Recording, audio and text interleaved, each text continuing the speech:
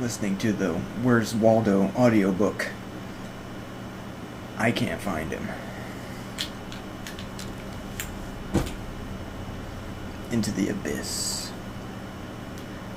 In my last video, I quoted Nietzsche, but I used the wrong word. I said void instead of abyss. I got Nietzsche right, but I used the wrong word. Staring into the abyss.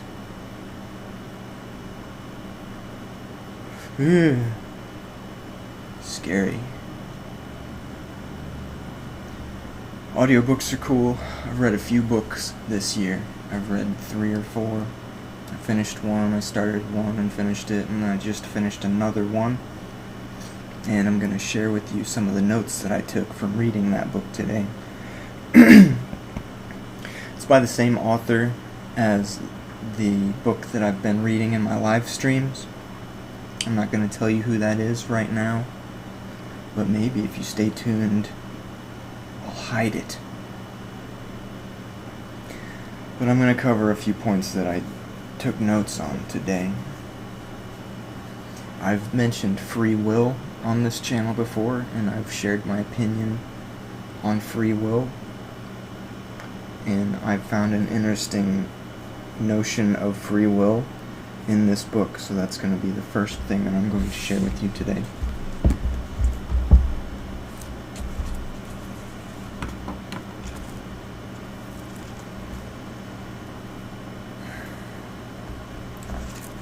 Whoever has read the previous 9 articles will have already understood that we reject the socio-cultural point of view which recognizes man as an active agent and Earth as a passive subject, is now generally accepted by geographers because it implies a false concept of free will, that man, a slave of Jehovah Satan, does not really have.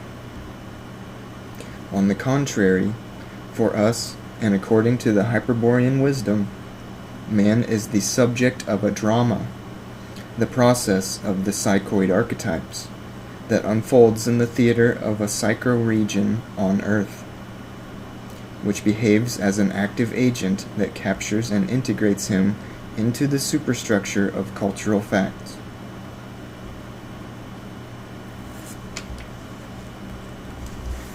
Found that interesting. I'm going to withhold my own opinions or analyses for now because of the potential that has to create more confusion. I'm going to refrain from that and instead stick to the subject itself. Moving on from free will, I found something on emotions which I thought was notable. So moving back to page 175.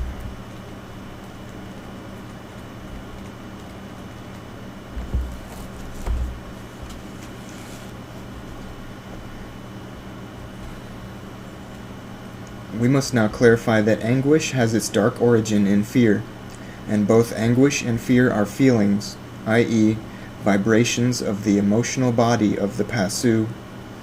The awakened Virya, in order to achieve the mutation of his human nature into that of a superhuman and to conquer the Vril, must first abandon all feeling, all emotion. After he obtains the Vril, he will be able to create for himself the witnesses that he needs in order to exalt his creation, and, if he so deems it convenient, he will have as many feelings and emotions as he wants, without limits, dreaming of whole universes of emotion, of worlds of poetry, and nameless love. But while one remains in the universe of the demiurge, it must be kept in mind that all emotion is borrowed. It comes from the vibrations of an astral body of energy, associated with the physical body, designed in order to favor the evolution of the Pasu. That is why the Hyperborean wisdom teaches that fear is a strategic weapon, and that emotions are the most vicious mode of illusion. Every emotion, love, fear, desire, etc., is shared with the demiurge because it is generated in a body formed of pantheistic matter. Emotions. Let's move on and talk about how man, or the Pasu, is captured by the cultural fact and integrated.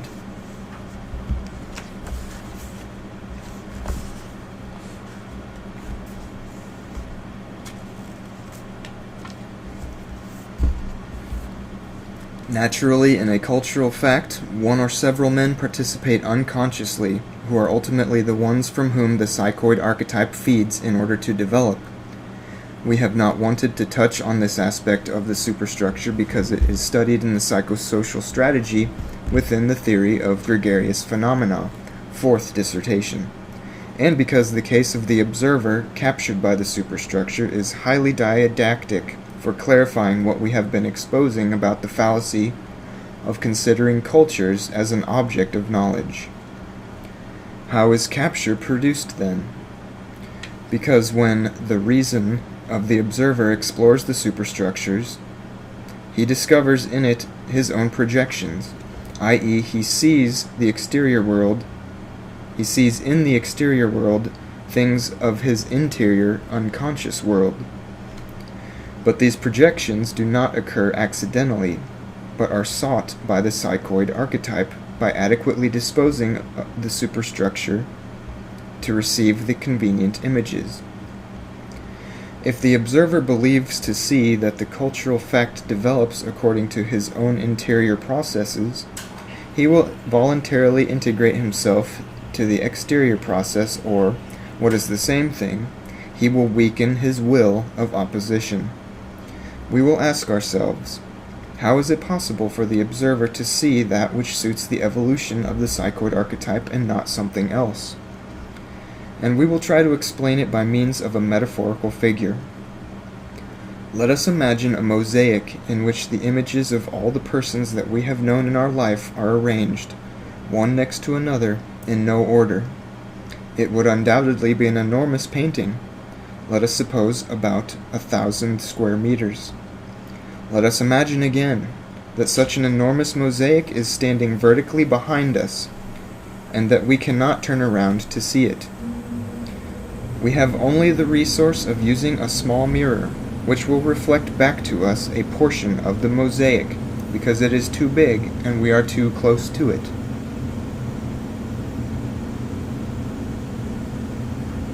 Excuse me. Well, things being thus arranged, it will be enough for us to modify the position of the mirror in order to obtain the reflection of each one of the mosaic's faces. But among the many persons represented there are some that we love, others that we hate, others that hate or love us, those that arouse pity or resentment, etc. i.e., the persons that we have known in our life are not only memories, but associated with their image, there is an effective charge that is made evident by the evocation. That is why, when we move the mirror, we see a face that makes us smile, and another one that we do not want to remember, and a third one for which we shed a tear, and then perhaps we return to the one that made us happy and we stop on it for a long time. Or if we have not found it yet, we will move the mirror and we will go through the mosaic by seeking the most beloved face. Within us there are always things that we want to see, feel, or do, and others that we try to deny or hide. In order to trap ourselves, we only need to confront the reflection of our own desires. The psychoid archetypes orient the superstructures as if they were the mirror of the metaphor, so that they reflect that which we unconsciously wish to see, the process of our own interior archetypes, in front of us, in front of which, as in front of the faces that make us smile and love, we will remain attracted for a long time.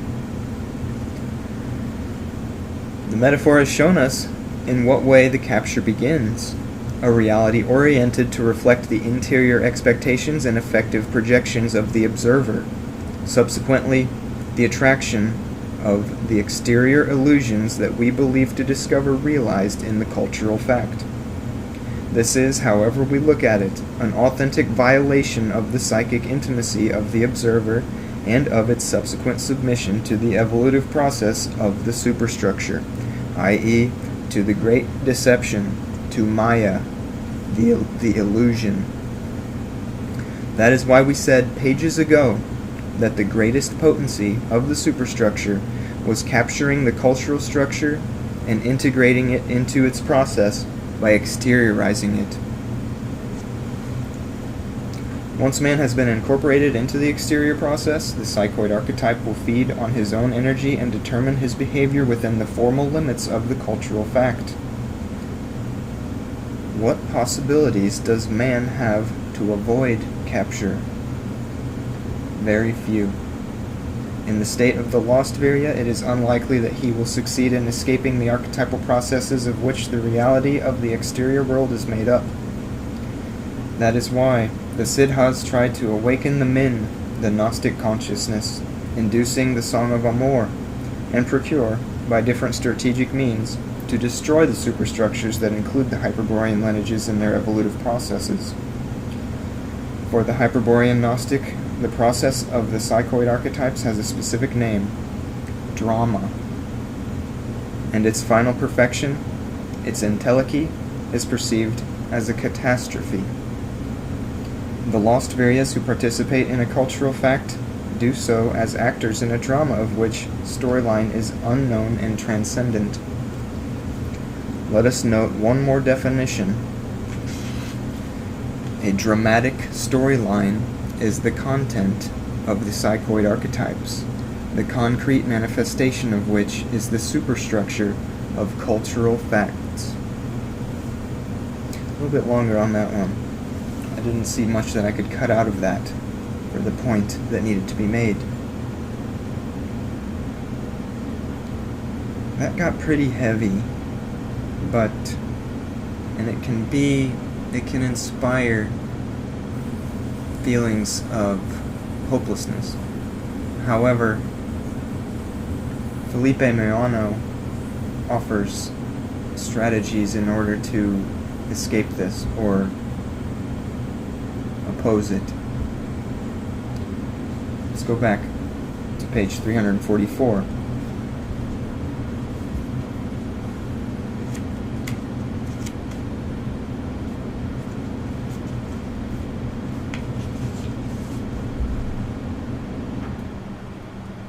The way to free oneself from the yoke of reason does not consist in avoiding all psychic movement in order to elude the rational response, such as contemplative systems propose, but in taking the attention away from the exterior world and reorienting it toward a new center from which knowledge is obtained directly from the object by Gnostic revelation.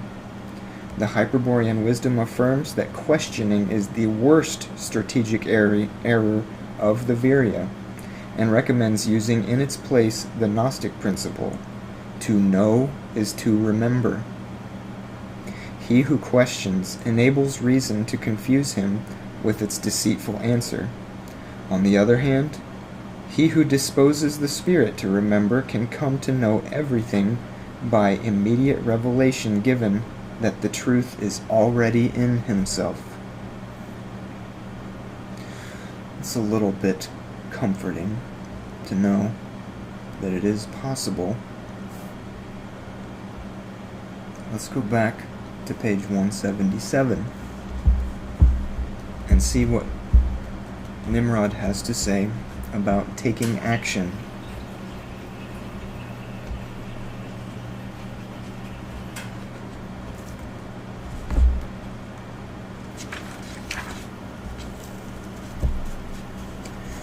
We want to say something about action and passive contemplation, which we have cited as the attitudes of Wilhelm and Rudolf II, respectively.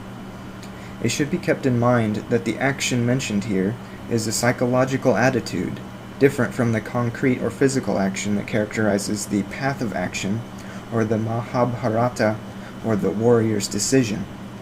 In order to address concrete action, it is necessary to previously adopt a set of strategic guidelines similar to those that we have briefly mentioned in the story of Nimrod. But it is worth remembering that the Hyperborean wisdom suggests to not undertake any action unless it takes place in the framework of a Hyperborean mystique, a matter that will be dealt with in the fourth dissertation. Any other concrete or physical action will be very easily capitalized on by the enemy, for without strategic guidelines, the movement will be erratic and confused, ending up favoring the synarchy. In fact, every action aimed at the search for a guru or an esoteric school culminates in some dependency on the worldwide network that the synarchy has set up. Therefore, the following recommendation applies. Refrain from taking action if the pertinent decision has not emerged from the pure blood. Instead, the Hyperborean wisdom unreservedly advises interior action, for whatever direction or meaning that it may follow, it can only ultimately lead to the perception of an infinity of real paradoxes, and these will alert the consciousness to the failures of reason. Lastly, let us say that passive contemplation, as an interior psychological posture or an expression of exterior conduct, is always the product of strategic confusion and should be rejected like any other concupiscence. When the Virya abstains from exterior action by following a strategic guideline, this does not signify that he has adopted a contemplative attitude, but that, on the contrary, he has become pure potency. He has acquired the quietude of the drawn bow that awaits the moment to shoot the arrow, of the weaponed arm an instant before delivering the mortal blow. There is a quietude, but no one should be deceived. There is also action in potency, since to be an awakened Virya is to have adopted a state of irreversible alertness.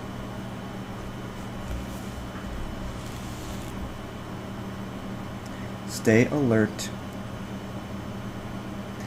Don't be deceived by the illusion of comfort, or the illusion of misery, or any other emotion for that matter. Thank you for joining me. Stay tuned.